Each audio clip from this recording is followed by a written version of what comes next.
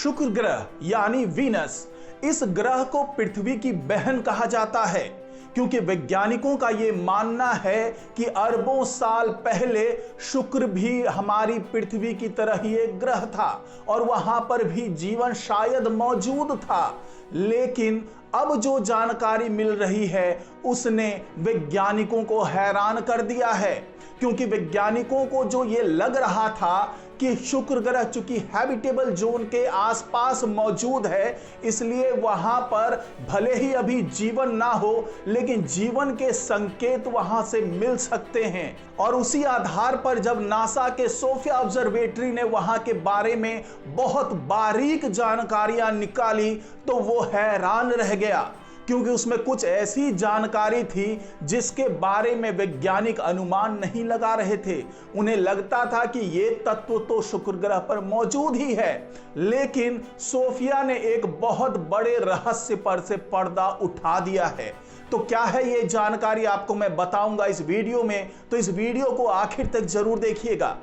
नमस्कार, मैं हूं डॉक्टर सुरजीत सिंह और आप देख रहे हैं महना मिस्ट्री। तो दोस्तों, वैज्ञानिकों को जिस चीज ने बहुत हैरान किया है वो ये है कि सोफिया ने ये दावा कर दिया है कि शुक्र ग्रह पर फॉस्फीन गैस मौजूद नहीं है, क्योंकि इससे पहले वैज्ञानिक ये बता रहे थे कि जिस तरीके से 2-3 और ग्रह पर फॉस्फीन गैस मिला है उसी तरीके से शुक्र ग्रह पर भी फॉस्फीन गैस मौजूद होगा। अब आपको मैं ये बताऊं कि आखिरकार फॉस्फीन गैस इतना जरूरी एलिमेंट क्यों था।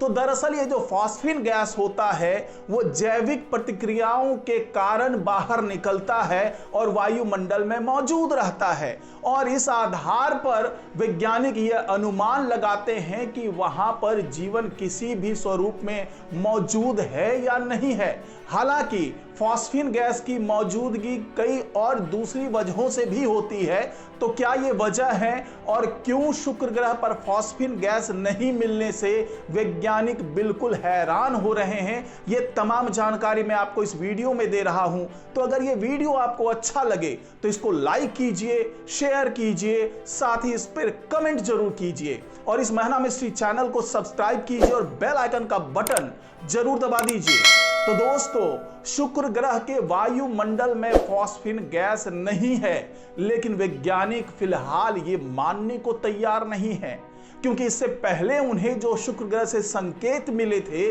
उसके आधार पर उन्होंने ये दावा कर दिया था कि शुक्र ग्रह पर फॉस्फीन गैस मौजूद है।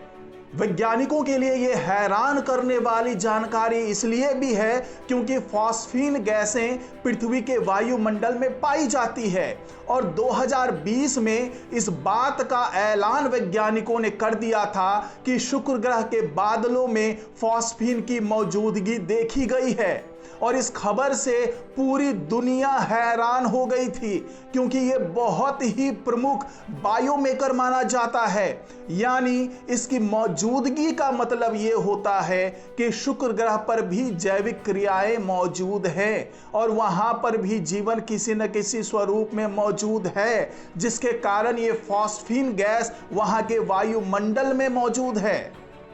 तो आपको बता दें कि पृथ्वी पर फॉस्फीन गैस जैविक क्रियाओं से ही पैदा होती है और यही गैस जुपिटर और सैटर्न जैसे गैसीय ग्रहों के वायुमंडल में भी पाई जाती हैं और पृथ्वी पर ये दलदल कीचड़ जैसी जगहों पर पाए जाने वाले जैविक पदार्थों के विखंडन से बनती है।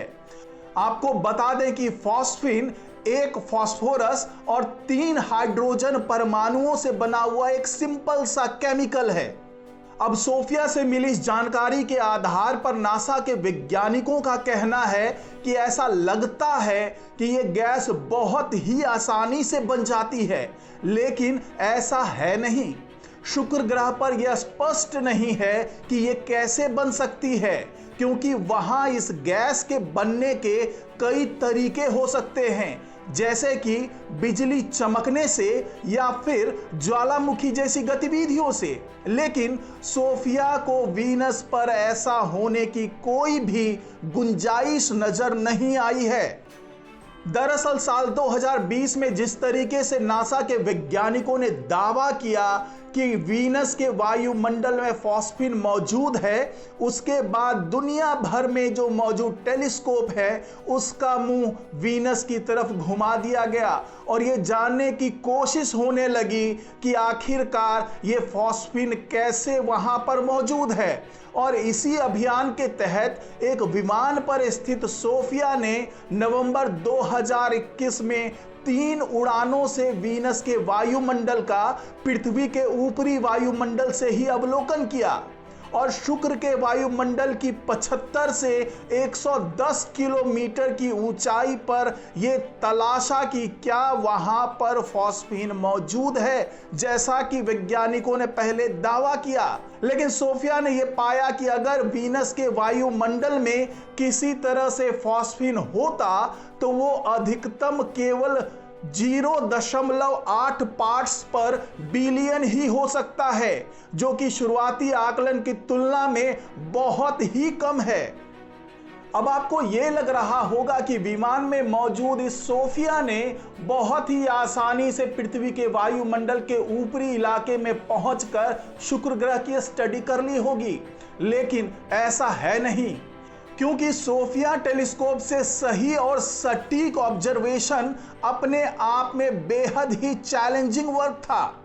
और आपको बता दें कि वीनस का ऑब्जर्वेशन करने के लिए सूर्यास्त के बाद केवल 1.5 घंटे का ही समय मिलता है और ऐसा नहीं है कि आप किसी भी दिन उसको ऑब्जर्व कर लेंगे, बल्कि इसके अलावा जो है इसके चंद्रमाओं की तरह की कई अवस्थाएं होती है जिससे ये काम और भी ज्यादा डिफिकल्ट हो जाता है। क्योंकि वीनस के सूर्य के पास होने के कारण उसे सूर्य की रोशनी में ऑब्जर्व कर पाना लगभग इम्पॉसिबल है। फिर भी सोफिया ने उसे ऑब्जर्व किया और वहां पर उसे फॉस्फीन नहीं मिला। आपको बता दें कि सोफिया नासा और जर्मनी की स्पेस एजेंसी DLR का संयुक्त अभियान था और DLR ने टेलीस्कोप, विमान का नियमित रखरखाव और अभियान को अन्य तरीके से सहयोग देने का काम किया। और इसी जानकारी के आधार पर अब नासा के वैज्ञानिक जो सोफिया से आंकड़े मिले हैं उसका विश्लेषण करने में लगे हुए हैं और ये जानने में लगे हुए हैं कि क्या जरा सी भी कोई गुंजाइश है वीनस पर जीवन के संकेत मिलने के। क्योंकि वीनस के जो हालात हैं वो बिल्कुल नर्क की तरह हैं और वहाँ के तापमान की बात कर लें या वहाँ के कंडीशन की बात कर लें तो वहाँ पर जीवन की मौजूदगी होना बहुत ही चैलेंजिंग है। लेकिन वैज्ञानिक अभी भी ये समझ रहे हैं कि शायद हो सकता है चाहे वीनस ग्रह के सतह के ऊपर या सतह के नीचे जीवन का कोई स्वरूप अभी भी मौजूद हो। तो इस रिपोर्ट में फिलहाल इतना ही। नमस्कार।